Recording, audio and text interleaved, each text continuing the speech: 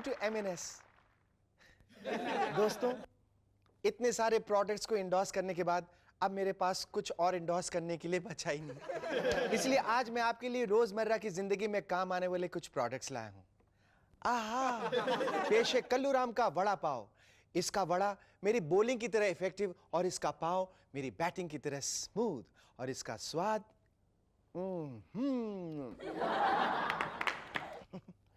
बाल बच गया, बाल लेके जाओ। इसका स्वाद मेरी सेंचुरी की तरह exciting. Go get it from Kalluram बटाटा वड़ा सेंटर। और अब नई दिल्ली स्टेशन के सामने पप्पू पान भंडार के स्वादिष्ट पान। ये आपके चमकीले दांतों को एक नया रंग दे सिर्फ 24 घंटे में। बीटल टोटल का सुरक्षा चक्र। और ताकत और मजबूती के लिए मैक्सी टॉनिक, जो दे रग रग में जोश और तंदुरुस्ती। ये सिर्फ बिल मांगे मोर। अब आज का सचिन टेली मार्केटिंग यहीं खत्म होता है। फिर अगर किसी और ने मुझे साइन किया तो मिलेंगे नए प्रोडक्ट के साथ। तब तक के लिए मिलिए आज के हमारे गेस्ट से। हमारे आज के गेस्ट हैं सिंगर मोहम्मद अजीज और जयंत सलोनी ऑफ जस्ट मोहब्बत, वत्सल शेठ एंड जेनिफर कोतवाल। लेकिन उससे पहले जोरदार तालियां शेरू की और उसके रबर बैंड के लिए।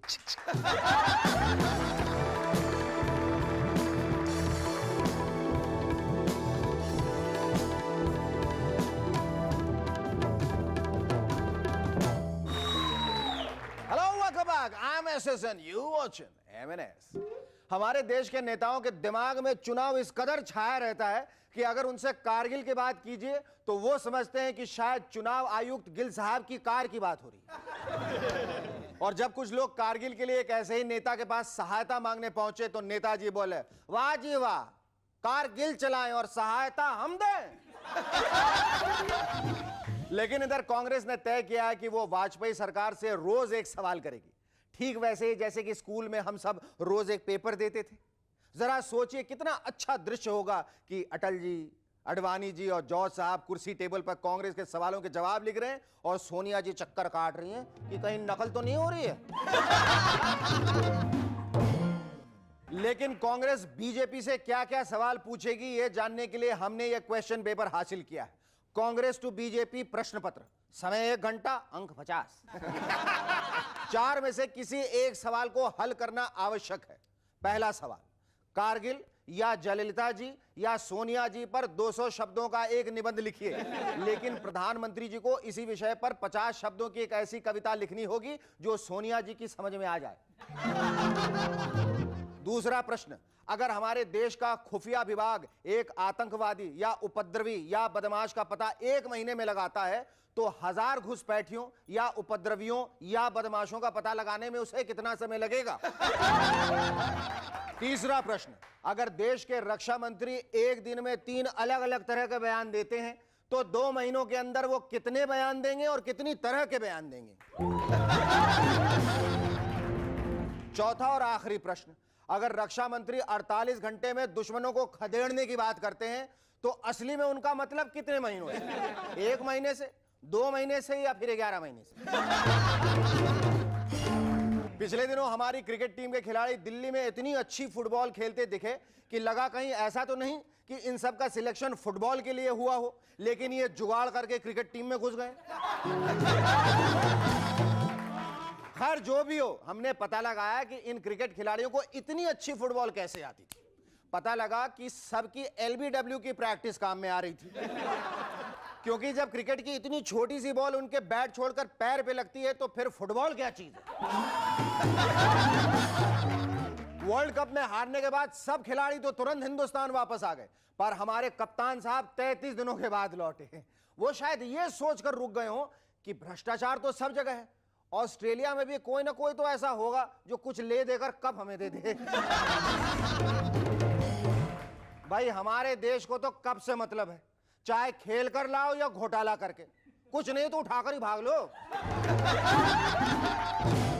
लेकिन हमें यह बाद में पता चला कि अजहर भाई लंदन में अपने कंधों का इलाज करवा रहे थे। अरे हाँ याद आया, एक मैच में उन्होंने 50 रन बनाए थे। अब प्रैक्टिस नहीं है ना तो शायद इसलिए दर्द हो गया होगा। आजकल जिधर देखिए उधर ही मैच फिक्सिंग के चर्चे। और यह भी पता लगा है कि मैच के दौरान जो खिलाड़ी दर्शकों की तरफ बैट उठाते हैं, पानी मांगते हैं और जो भी इशारे वगैरह करते हैं, दरअसल वो बुकी को इशारा होता है। यह सुनकर तो मुझे अपने खिलाड़ियों पर भी शक होने लगा है, क्योंकि अपने खिलाड़ी खेलते कम और ऐसे नखरे ज्यादा दिखाते हैं। लेकिन इन सबसे टीम के 12वें खिलाड़ी की परेशानी बढ़ गई। पता लगा पिच पर खड़ा बैट्समैन बुकी को इशारे कर रहा है और इधर बेचारा 12th मैन कंफ्यूज होकर बार बार पानी की बोतल लेकर चक्कर लगा रहा।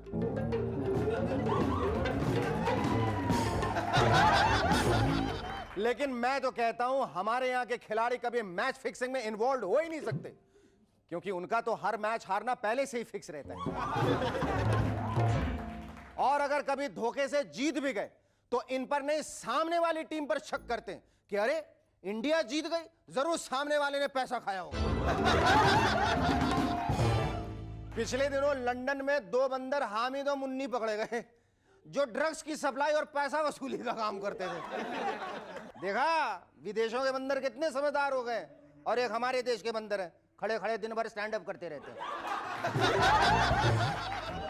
लेकिन अगर यही बंदर हमारे देश में पकड़े जाते तो हमारे यहां तो प्रॉब्लम हो जाता, क्योंकि जैसे ही जज साहब इन बंदरों से पूछते, क्यों जी तुम्हें अपनी सफाई में कुछ कहना है, तो हामिद कहता, बस जज साहब इधर आदमी लोग को नहाने का पानी नहीं आता है, अपन अपनी सफाई किधर से करें। और अपन साफ सुथरा रहता तो फिर ऐसे पेट थोड़ी खो जाता।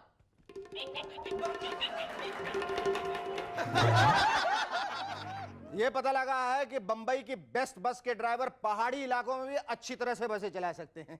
वो इसलिए क्योंकि उनको यहां और वहां में फर्क ही महसूस नहीं होता, क्योंकि उन इलाकों में गोलाबारी से सड़कों में बड़े बड़े गड्ढे हो गए और यहां बंबई में बारिश से गाड़ी से जाइए तो पता ही नहीं लगता कि कांदीवली जा रहे हैं या कश्मीर।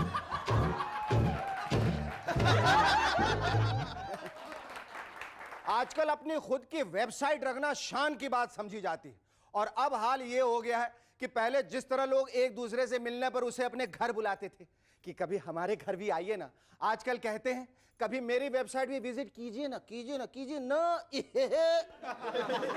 वही www.shekhar.com। और जब सब लोग वेबसाइट रख रहे हैं तो भला हमारा मुन्ना मोबाइल पीछे क्यों रहे। कहने लगा, अरे अपन के घर में तो हर कोने में वेबसाइट है क्या, अपन तो साफ कर कर के कंटाल गया है, जिधर देखो वेबसाइट है बाप। आज ये खोपचा साफ करो तो मकड़ी लोग दूसरे खोपचे पे ताबड़ तो वेबसाइट बना लेती। पहले ये होता था कार खरीदने पे लोगों का सब कुछ बिक जाता था, सिर्फ अंडरवियर बचता था। लेकिन आजकल उल्टा है। एक विज्ञापन के अनुसार एक खास कंपनी का अंडरवियर खरीदने पर आपको एक कार इनाम में मिलेगी। ये अंडरवियर के बदले कार का सौदा पहली बार सुन रहा हूं। यानी कि अब तो कार से बाजार जाना भी बेकार है, वरना लोग कहेंगे अबे देख ले शेखर सुमन कितनी लंबी गाड़ी में जा रही है, लगता है आजकल होलसेल में अंडरवियर खरीद रहा है। Our first guest on M&S tonight is a singer who shares the same name as his childhood idol, late Mohammad Rafi. Ladies and gentlemen, please welcome the voice closest to Rafi Saab, Mohammad Aziz.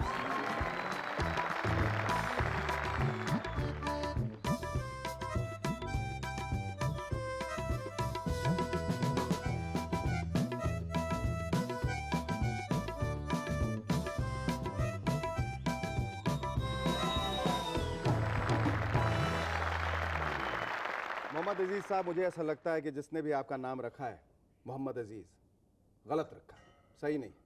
पूछे क्यों? क्योंकि आपका नाम होना चाहिए मोहम्मद हर दिल अजीज। आपकी आवाज़ सिर्फ एक खूबसूरत आवाज़ नहीं बल्कि रफ़ी साहब की आवाज़ को एक श्रद्धांजलि है। कब आपको एहसास हुआ इस बात का? सच तो ये है कि मुझे ऐसा कहते हैं लोग, और मैं समझता हूँ कि अगर इसमें ज़रा भी सच्चाई है तो खुशनसीबी है मेरी। आप काफ़ी जद्दोजहद करने के बाद जिस मकाम पे आप पहुँचे, जो मकबूलियत आपने हासिल की, जो शोहरत आपको मिली, वो तो मतलब आप मोहम्मद अजीज़ साहब जो गाते थे वो तो सबको मालूम था, लेकिन जो सही मकबूलियत थी, मतलब जो सही पहचान जो आपकी बनी, वो फिल्म मर्द से बनी, जब आपने शुरुआत की अमिताभ बच्चन जी के साथ, उनके लिए आपने प्लेबैक दिया। जी। तो ये दुगनी मतलब ये तो दोहरी खुशनसीबी जिसको कहते हैं। खुशनसीबी क्या, मुझे आज तक लगता है कि जैसे मैं ख्वाब में हूँ। क्योंकि आप सोचिए कि कलकत्ते में था, स्टेज प्रोग्राम करता था और ख्वाब देखता था रेडियो। उन दिनों तो रेडियो का ज़्यादा जी था, जी जी बिना का ये बिल्कुल वो। बिल्कुल। तो मैं सोचता था कि कभी मेरी आवाज़ फिल्मों में आए या रेडियो में आए। ऐसा आप सोचा करते थे? हाँ। हाँ। लेकिन बॉम्बे आने के 2-2.5 साल के बाद पहले सबसे पहले तो मैं उनका नाम लूँगा, सपन जगमोहन जी और ख़ासकर उषा खन्ना जी, जिन्होंने मुझे चांस दिया। लेकिन जब मुझे पता चला सुबह 6:30 बजे एक लड़का आया मेरे पास अन्नू मलिक साहब के यहाँ से कि जल्दी चलो रिहर्सल करना, तुमको अमिताभ बच्चन के लिए गाना। अजीज भाई, क्या ये सच है कि आपने 13 भाषाओं में गाने गाए? बिल्कुल सर। आप ही ने गाए या नहीं। आपने हिंदी में गाना गाया और बाकी सब डब करा दिया? ऐसा तो नहीं था। नहीं, मैंने किन किन लैंग्वेजेस में गाया? बंगाली, हिंदी, उड़िया, गुजराती, मराठी, आसामी, पंजाबी, हरियाणवी और भी बाकी हम समझ लेंगे। गढ़वाली, गढ़वा- तमिल, तेलुगु, ओहो। सब इस तरह Oh my God, 13 languages। एक बात मैं आपसे पूछने की जुर्रत कर सकता हूँ या ऐसा कहूँ कि गुस्ताखी कर रहा हूँ, ये आपको ऐसा कभी लगता है कि चूंकि आपकी आवाज़ रफ़ी साहब से मिलती जुलती है तो वो बात जो है आपके आड़े आ गई करियर के? कहीं ऐसा तो नहीं हुआ? नहीं यार, रफ़ी साहब से मिलती जुलती थी इसलिए तो मुझे चांस मिला। हाँ, इस वजह से चांस मिला। और आज भी कुछ लोग गा रहे हैं जो जिनकी आवाज़ उनसे मिलती है। हाँ, बल्कि मैं यूं कहूंगा कि आज ऐसे भी लोग गा रहे हैं जिनकी आवाज़ मुझसे मिलती है। और फिर अच्छी चीज़ को अपनाना कोई बुरी बात नहीं। बिल्कुल नहीं। हमें ये जानकर बड़ी खुशी हो रही है कि आपकी ज़िंदगी के कुछ चंद सपने थे वो आप साकार हुए। हम चाहते हैं कि आगे भी ज़िंदगी में आपने जो अपने बहुत सारे सपने अपने अंदर जो संजोए रखे हैं वो भी साकार हों, यही हमारी कामना। Thank you so much, lovely talking to you. Our first guest, Mohammad Aziz, had to rush off for a recording, so we move on to our second guest. Our second guest on M&S tonight are two of the hottest teenagers on the tube. Ladies and gentlemen, please welcome Jay and Saloni from the immensely popular series Just Mohabbat, Vatsal Sheth and Jennifer Kotwa.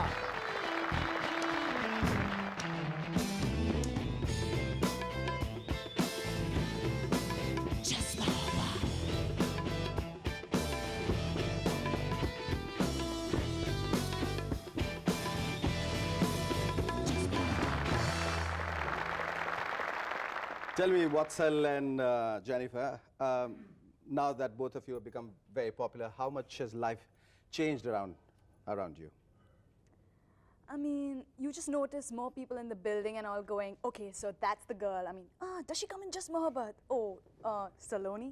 The worst part about it is your name, they know you by Saloni. I mean, no more that Jennifer thing coming in. So that's That hurts? one disadvantage, but But very I fine think with it. they'll all come around. Eventually, I think when you move on to do your second and the third serial, I suppose they will know you by your first name. Yeah, yeah, Or you know, maybe so- by your pet name. Like sometimes a few kids came up, please autograph.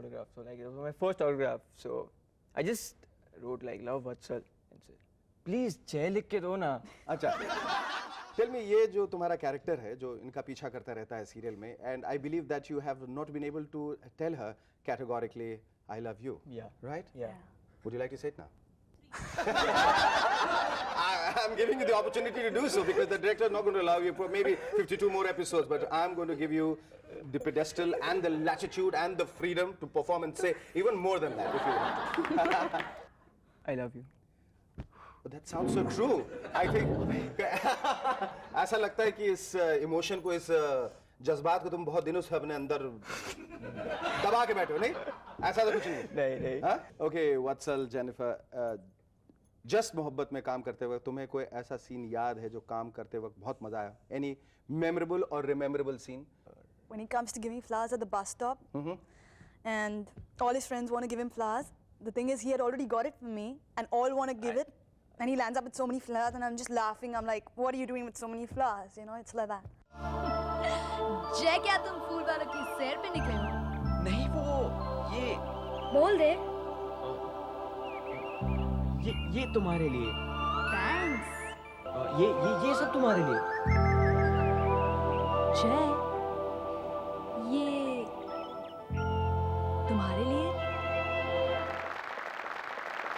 Okay, Jay and Saloni. Oops, I'm sorry. Vatsal and Jennifer. भी बहुत माहिर हो, सुना कि सबके पढ़ लेती हो. When you meet a person, can you almost guess that ये किस sunsign का है, ये इसका sunsign क्या होना चाहिए? ऐसा तो नहीं है, पर अगर आप मुझे अपनी सनसाइन बता दे तो अगर मैं ना बताऊं और आपसे पूछूं कि मेरा sunsign क्या है, तो क्या तुम बता सकोगी? I can make out you're a Saggy. Oh, great! Yes, she gets it right. Yes, I'm a Sagittarian. Tell me, why do you want to pursue, you want to become a software engineer? Why not Yeah. acting? Acting was my hobby, and it will be my hobby. हमेशा तुम्हारे लिए hobby रहेगी. तुम्हें ऐसा नहीं बचपन लगता है कि से- आगे जाके तुम्हें बहुत किसी बड़ी फिल्म का ऑफर मिले, तुम कहोगे नहीं मैं तो इंजीनियर बनना चाहता हूँ. Like I engineered myself to be an engineer. नहीं, मुझे बचपन से ही बस कंप्यूटर और सॉफ्टवेयर इंजीनियर बचपन से मेरी तमन्ना थी कि मैं बनूं बड़ा होके he's good software at design करूं. He's good at computers. जो चाहे कुछ हो जाए, चाहे मतलब ऊपर से ऑफर आए, हॉलीवुड से ऑफर आए, हमारा वत्सल जो है वो अटल रहने वाला है. वो कभी इस बात से नहीं हटने वाला है कि वो उसे सॉफ्टवेयर इंजीनियर बनना है. हाँ? Are you people planning to do a show together besides just Mohabbat? No? Would you never like to know. do? Would you like to work again? Love to. Love to. Thank you so much. It was lovely talking to both of you.